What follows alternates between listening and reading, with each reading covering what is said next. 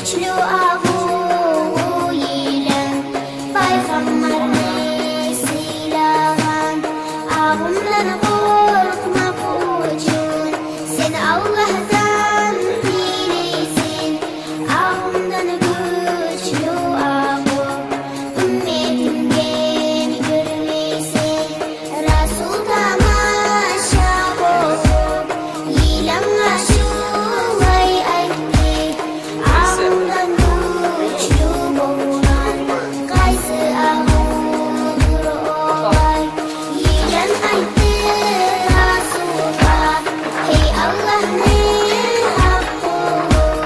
namaz kılmazsa kadın kavimleri avusun şoğuldan aşasa müminleri birisi yürekteki imani gidecekti Paris'i yürekten imandaysa kafir bulup gidecek avundan ölgen dişi şahit